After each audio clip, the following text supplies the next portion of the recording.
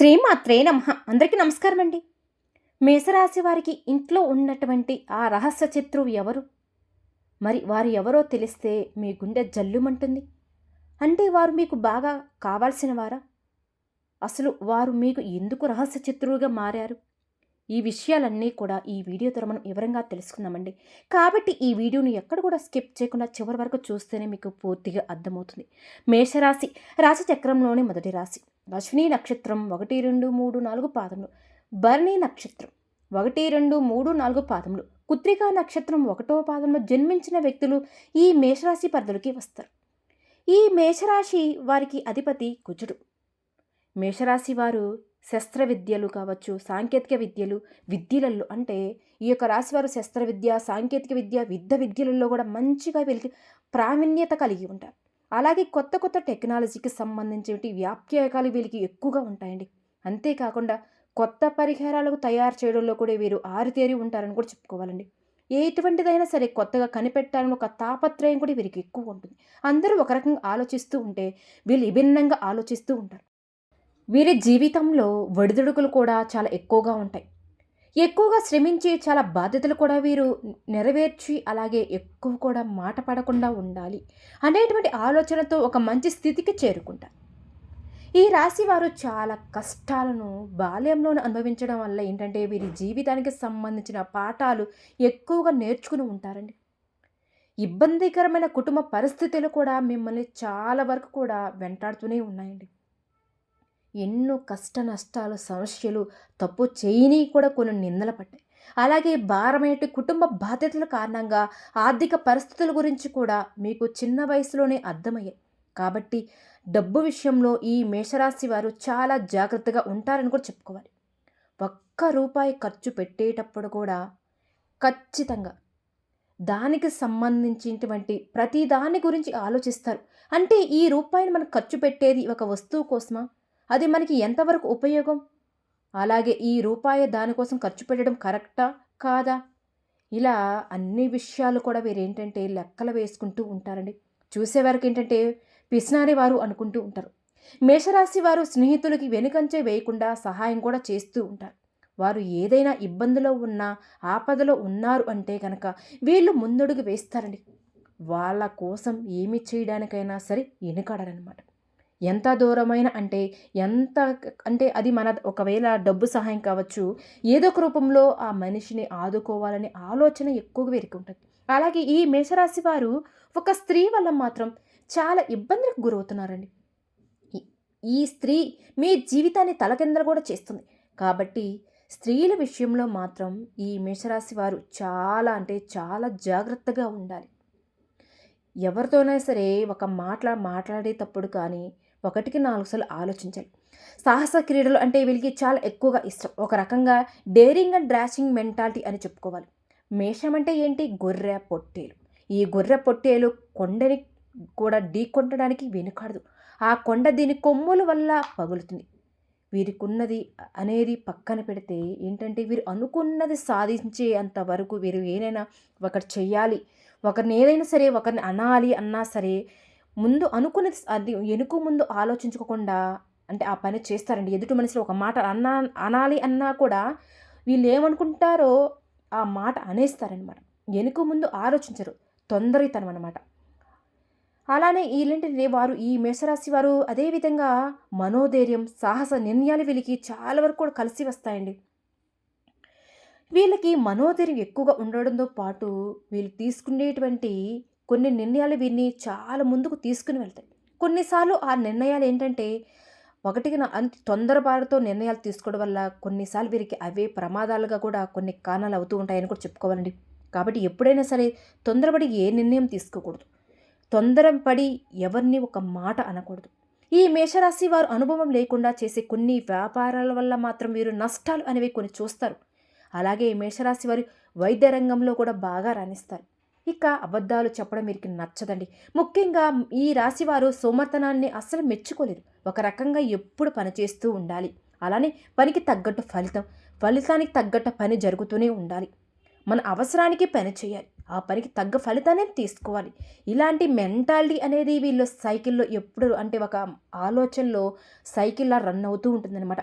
ఎప్పుడు అది చేయాలి, ఇది చేయాలి అనే అంటే ఉచితంగా ఏది కూడా తీసుకోరండి. కష్టానికి దానికి ప్రతిఫలమేటి ఆశిస్తూ ఉంటారనమాట.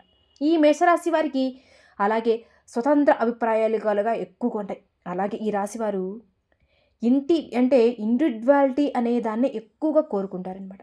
వీరి స్వంత వాళ్ళకి ఎవరికైనా సరే అడ్డుగా వచ్చి వీరిని అడ్డుకుంటే మాత్రం వీళ్ళకి అస్సలు నచ్చదు. అంటే దానికి సంబంధించిన ఎటువంటి విషయాలైనా సరే అంటే వీళ్ళుగానే అన్ని విషయాలు జోక్యం చేసుకోరండి. పక్కన వాళ్ళకు కూడా చెప్పరు, వీళ్ళు పట్టించుకోరు. అసలు పట్టించుకోరనమాట. అయితే వీళ్ళకి స్వంతగా ఇస్తే గనక ఎలాంటి కార్యమైనా సరే ఖచ్చితంగా ఆ పని చేసి పక్కన పెట్టేస్తారు.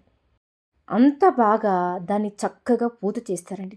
అది ఎంత కష్టమైన పనైనా సరే, అస్సలు ఈ పని అవ్వదురా బాబు అని చెప్పేసి మనం ఎవరికైనా సరే అనుకున్నాం అనుకోండి ఇది అవ్వదుని, ఈ మేషరాశి వారి మాట ఎందుకు అవ్వదండి, ఖచ్చితంగా అవుతుంది అని ఆ పని చేద్దామని చేసి ఆ పని చేసి పక్కన పెట్టేస్తారు. అలాంటి మెంటాలిటీ అనేది ఈ మేషరాశి వాళ్ళు మనకి ఎక్కువగా కనిపిస్తూ ఉంటుందండి. ఎలాంటి పనైనా సరే చక్కగా చేసి పెడతారు. అలాగే వీరిలో అహంకారం, నిర్లక్ష్యం ఎక్కువగా ఉంటుంది అని చెప్పి అందరూ చూసేవాళ్ళు ఎక్కువగా అనుకుంటూ ఉంటారు. కానీ అలాంటి ధోరణి వీరికి అస్సలు ఉండదండి. ఒకవేళ అలాంటి ఆలోచన వీరికి మైండ్‌లోకి వచ్చిన వెంటనే అది వీరి పతనానికి కూడా దారి తీసే అవకాశం ఉంటుంది.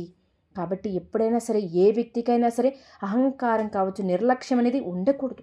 ఇక వీరిని కొంచెం పొగిడామంటే చాలండి, ఊరికే లొంగిపోతారు.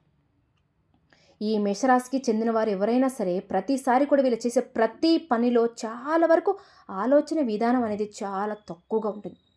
అంటే ఏదైనా సరే ఈళ్ళేనుకుంటారంటే అనుకున్నది ఇప్పుడు మనం ఏమైనా ఒక పని చెప్తే అది ఇక చేసేయాలి.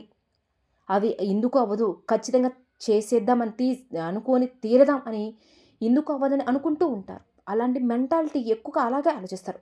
కానీ వీళ్ళకి అదృష్టంతో వీళ్ళేదైనా ఒక పని మొదలుపెడితే ఖచ్చితంగా దానికి తగినట్టుగా రిజల్ట్ కూడా వస్తదండి. వీళ్ళకి ఇలా రిజల్ట్ రావడంతో ఏమవుతుందంటే వీళ్ళలో అహంకారం అనేది ఎక్కువగా పెరిగిపోతుంది.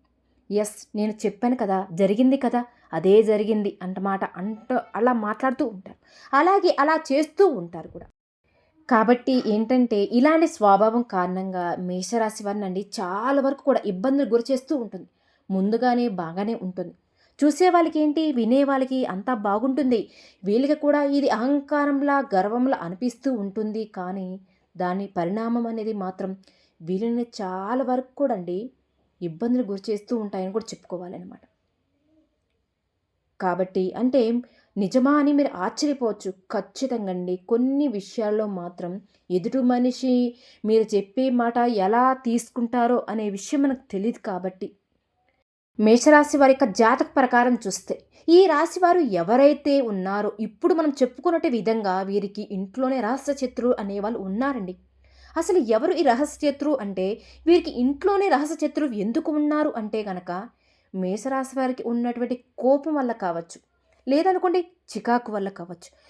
కొన్ని సందర్భాలలో ఇంట్లోనే వారితో గొడవలు పడుతూ ఉంటారు కూడా.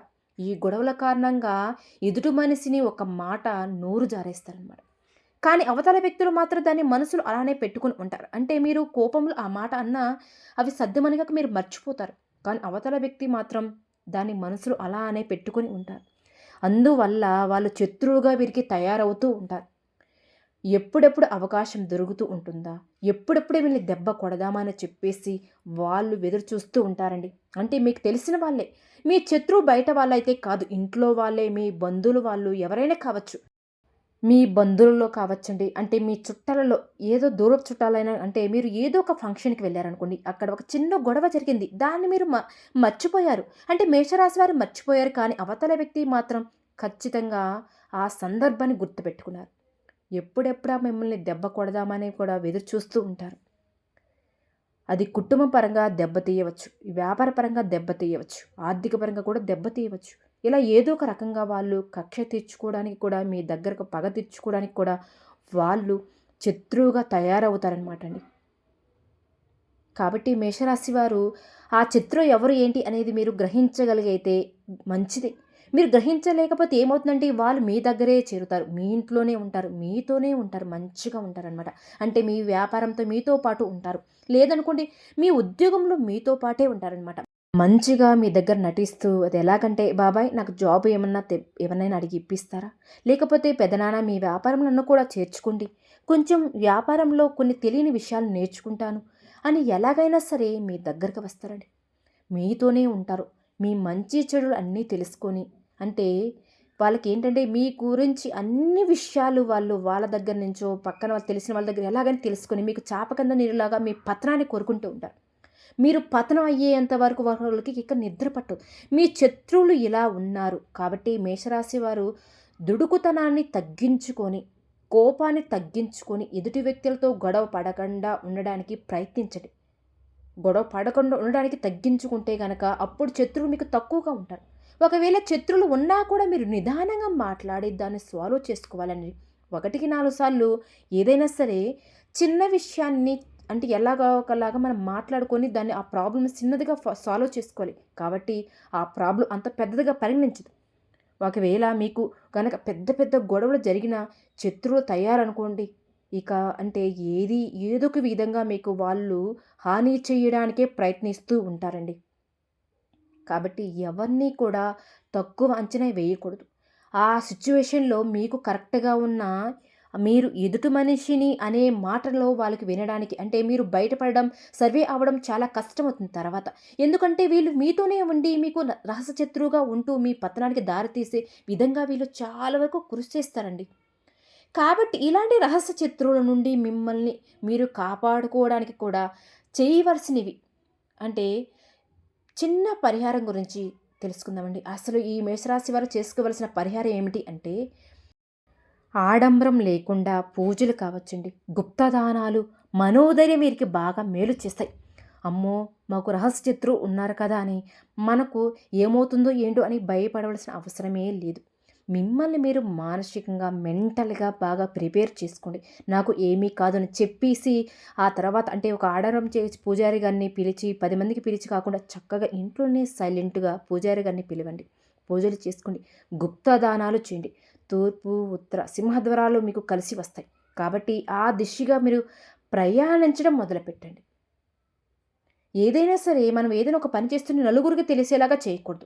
సుబ్రహ్మణ్య స్వామి ఆరాధన, లక్ష్మీ పూజ వల్ల సమస్యలు మీకు అధిగమిస్తాయి. గురువారం చేసే విష్ణు పూజలు మీకు బాగా మేలు చేస్తాయి.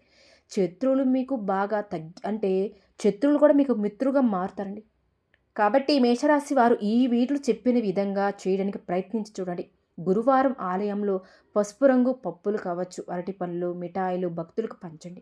పసుపు రంగులో ఉండే అరటి పండ్లు కావచ్చు, ఏవైనా సరే తీపి పదార్థాలు ఏవైనా సరే. అలానే గురువారం ఉపవాసం పాటించడానికి కూడా ప్రయత్నించండి. మేషరాశి వారికి మంగళవారం, శనివారం, పౌర్ణమి రోజుల్లో హనుమంతుల వారికి జాస్మిన్ ఆయిల్ మరియు సింధూరాన్ని సమర్పించండి. ఇక అలానే ఎరుపు రంగు రూమాలును ఉపయోగిస్తే మీకు చాలా మంచిదండి. ఎందుకంటే ఇది మీకు అదృష్టాన్ని తెచ్చిపెట్టుతుంది. ఆలయంలో పూజారి గారు, పెద్దలు, మీ తల్లిదండ్రులు, ఆధ్యాత్మిక వ్యక్తులు పాదాలు తాకి వారి నుండి ఆశీర్వాదాలు కూడా తీసుకోండి. అలాగే పూజారి గాని, పెద్దలు, మీ తల్లిదండ్రులు మరి ఆధ్యాత్మిక వ్యక్తులకు మీకు తోచని విధంగా మీకెంతవరకు సమయం ఉంటుందో అంతవరకు సేవ చేసుకోండి. తల్లిదండ్రులకు మీరు సేవ ఎంత చేయాలనుకుంటే వాళ్ళకి కాళ్ళు నొక్కడం, వాళ్ళ దగ్గర కూర్చొని వాళ్ళని సంతోషపెట్టడం, వాళ్ళతో సంతోషంగా మాట్లాడడం. ఇలా ఏంటంటే ఈ రోజుల్లో మనకి సమయంతో బిజీగా ఉంటాం కాబట్టి అంటే సమయం లేని పుత్రులు, పుత్రికలు ఎందరో ఉన్నారు. అంటే తల్లిదండ్రులకు సేవ చేసుకోవడం వల్ల ఎంతమందో. కాబట్టి మీరు ఆ సమయాన్ని వాళ్ళతో స్పెండ్ చేసి వాళ్ళని సంతోషంగా ఉంచితే అంతకంటే సేవ మరొకటి ఉండదు. వీలైతే వాళ్ళని మీ దగ్గర పెట్టుకొని వాళ్ళతో నిత్యం అంటే మీకు వీలు కుదిరినప్పుడల్లా అండి. మనం ఆఫీస్ నుంచి వచ్చేసిన తర్వాత అయినా సరే ఒక 15 నిమిషాలు వాళ్ళతో కేటాయిస్తే గనక వాళ్ళు ఎంతో సంతోషిస్తారు. వాళ్ళ దీవెనలు ఉంటే గనక జీవితం అనేది మీది అద్భుతంగా ఉంటుంది. అంటే తల్లిదండ్రులకు సేవ చేసినంత పుణ్యం మరొకటి లేదు కాబట్టి ఈ ప్రపంచంలో. కాబట్టి తల్లిదండ్రులకు సేవ చేసుకోండి. అలాగే మేషరాశి వారు ప్రతి నెల సుందరకాండ పారాయణం చేస్తే మీ జీవితంలో ఆరోగ్యంతో పాటుగా మీకు శ్రేయస్సు కూడా మీకు లభిస్తుంది.